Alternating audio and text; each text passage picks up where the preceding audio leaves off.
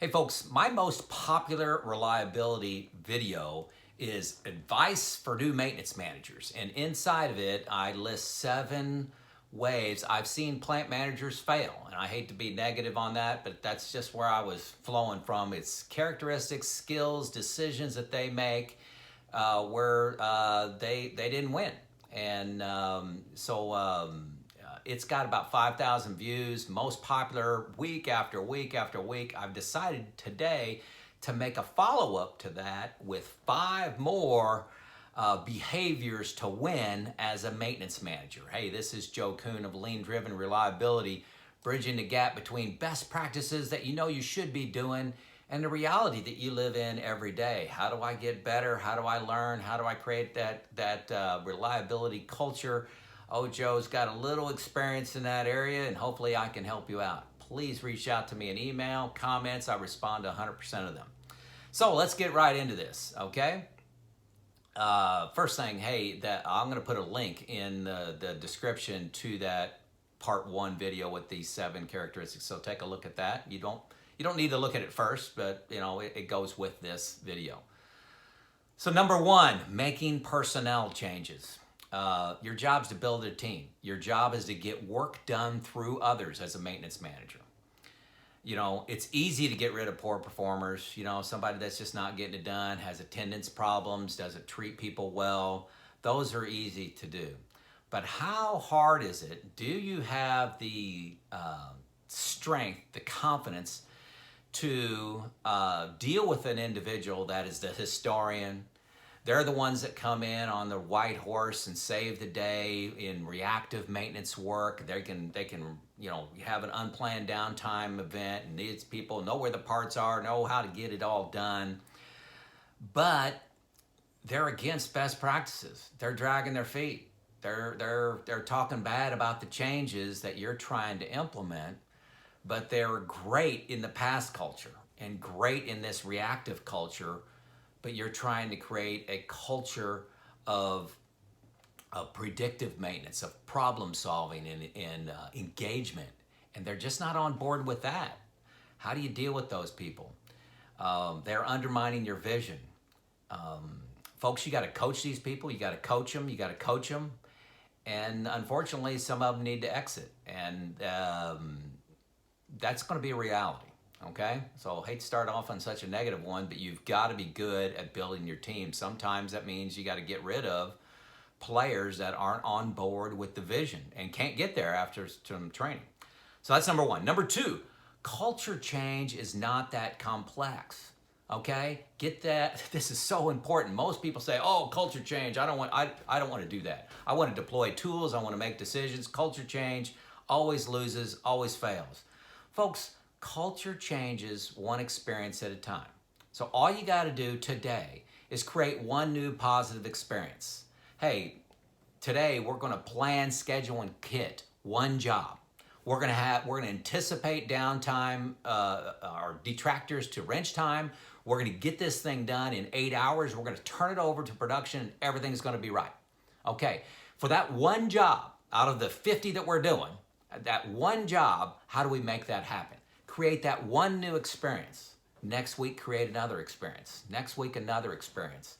And then 1 year from now, you've changed the culture. You've created a culture of credibility.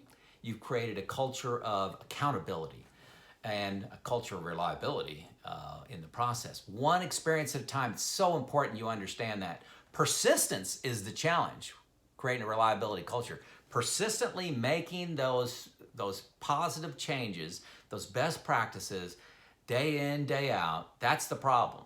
Which, the problem is, well, you got to look in the mirror. It's you. It's you. Are you making the right decisions, advancing towards the vision every day in small decisions?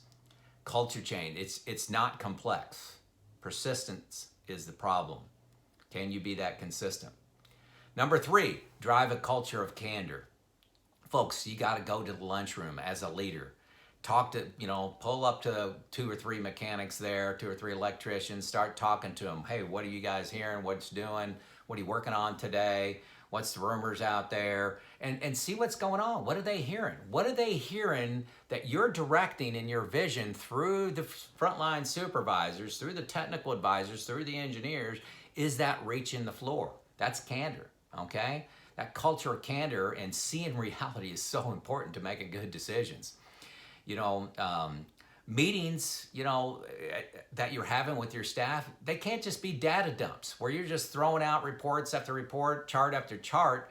Hey, you could do that in email. Send that email out 48 hours ahead of that meeting, and then the meetings are for debate. It's for candor, openness around the real issues. Drive that culture of candor.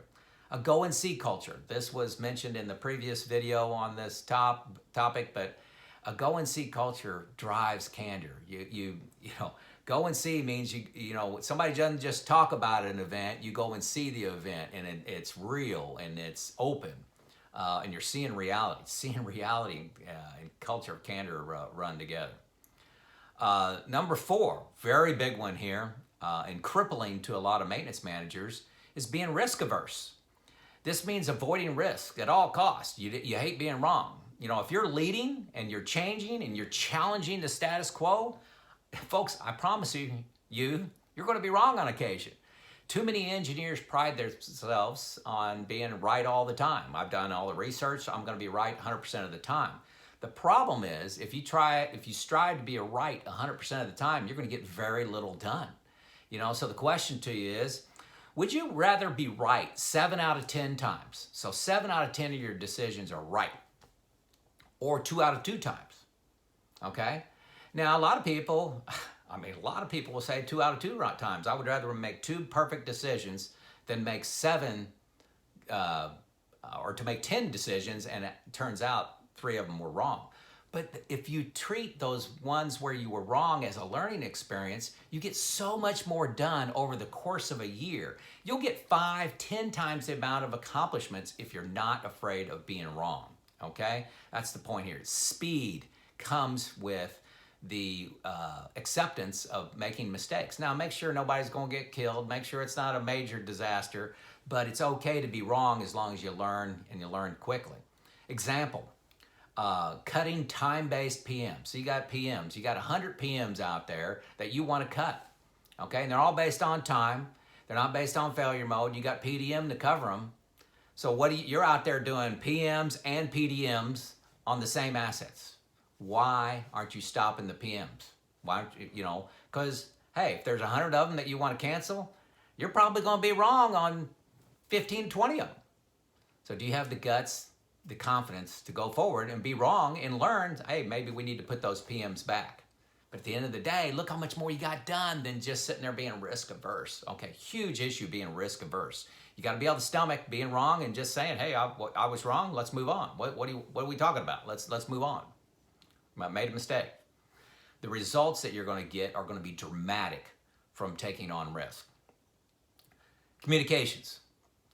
Your job, and this is number 5, your job is to align and focus the organization, get work done through others. And a big part of that is everybody pulling in the same direction. You're going to have emails to do that. You're going to have meetings. You're going to have hallway discussions. You're going to have performance reviews, all the ways you communicate with people. One of the things I want to introduce to you today is something called a touch plan. Touch. Touch plan. What is your plan to touch all the employees? Every employee. I'm talking all the employees, sorry. I'm talking about the people on midnight shift, the people on afternoon shift, the people that are quiet, the people that won't speak up in a meeting, okay? What's your plan to have a candid conversation where you're trying to align them, give them information, and decide whether they want to join your vision or stay with the status quo? What's your plan to do that? I found large meetings, you think they're effective. Hey, I'll just pull all the craft people in, all one meeting each shift, 40 on this shift, 20 on next shift, 20 on the next shift. I'll explain what we're doing, show some charts, high fives, everybody's happy. Problem is, who talks during those meetings? You get some rebel rousers, you get some people that just want to complain, where you have a whole bunch, you got 80% of the people want to come in and 95% of the people want to come in and do a good job.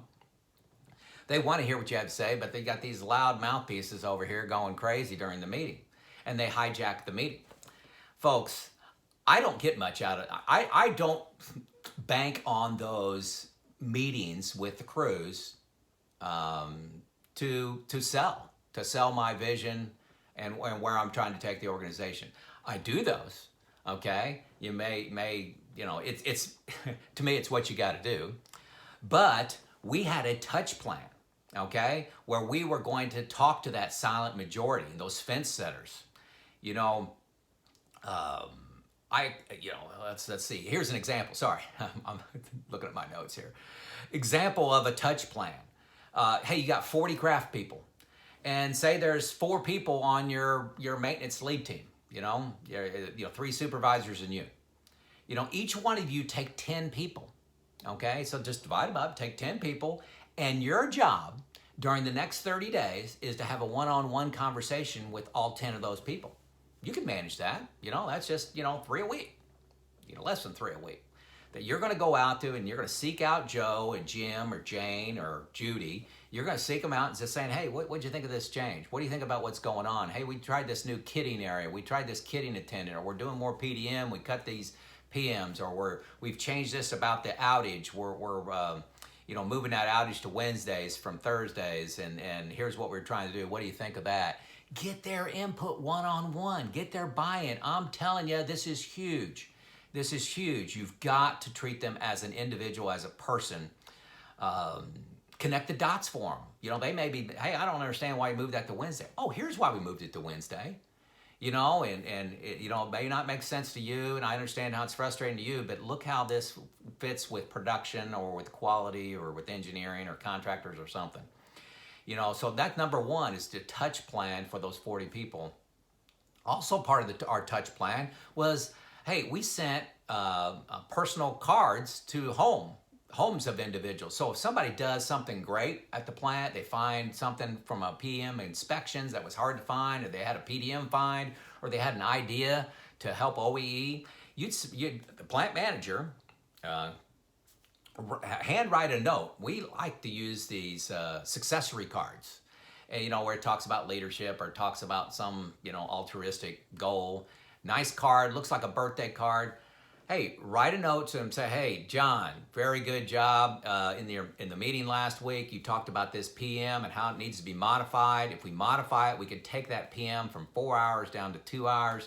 That's very helpful. That eliminated 4 hours of wrench time that can do, that we can invest over here, or we can fund a PDM mechanic or a PDM or a lube tech or something like that. Tell them what they did. Tell them why it was important. Hey, last time we had this event, we didn't know that we had this problem with lubrication, and it cost us $100,000. We spent $1,000 based on your idea, and it's never going to happen again. Well done. We saved $100,000. Really appreciate it. And mail it to their home. Sign it by the plant manager. Huge, huge. I had mechanics, 40-year mechanics, carry those around in their pocket with them. And came to me. 100% of the people that I wrote those to came to me and said thank you. It meant a lot to them. 100%. That's unusual. That's unusual. I was in a strong union environment too. Gift cards. Hey, if somebody demonstrates the right behavior, they're starting to write notes on PMs and saying, hey, we need to fix this. And they come up with ideas on how to fix something more permanently. Hey, give them a $25 gas card. Give them a $25 Amazon card or something like that. Give them $50 Outback Steakhouse card, something like that, to reward behavior. Also, recognition lunches. If you don't have a lot of money and you want your dollar to go very far, buy pizza.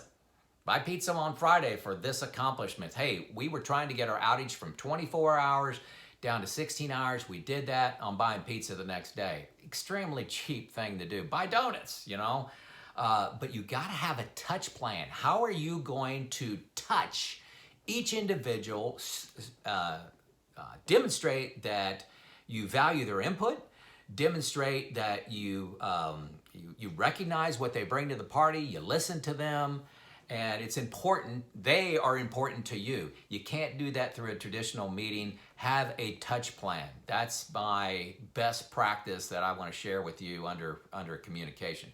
Hey folks, begin your journey. Give me feedback on this this episode. If there's something that's missing, I respond to 100% of comments. This isn't that hard, folks. Nothing I explained in this video is too complex.